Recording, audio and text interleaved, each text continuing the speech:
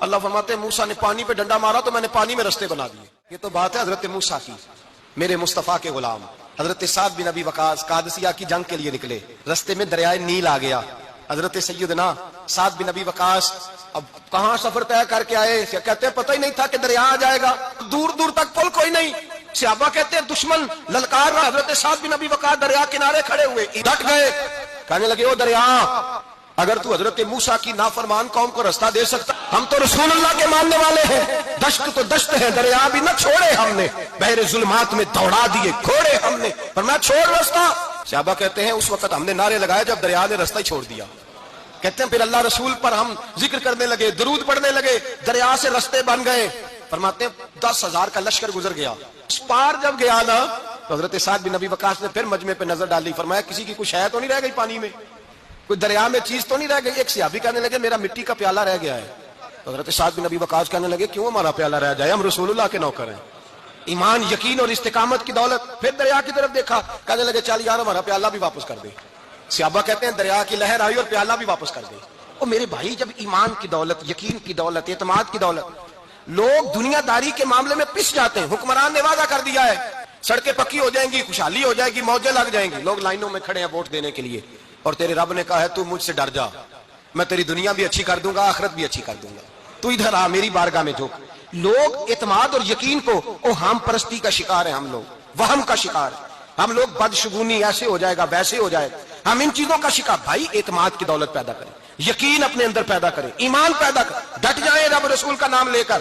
حضرت عمر کا زمانہ تھا، مصر فتح ہو گیا، حضرت عمر بن عاص گورنر بنے.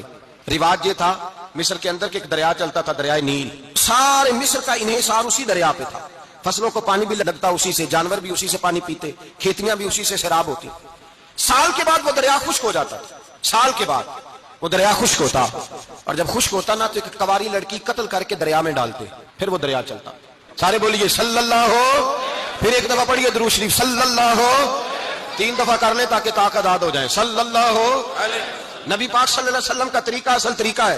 حضرت عمر فاروق کو جناب عمر بن عاص، اور کہتے ہیں کہ پکا طریقہ یہ تھا کہ جب تک لڑکی قتل کر کے ڈالتے نہیں تھے دریا چلتا نہیں تھا.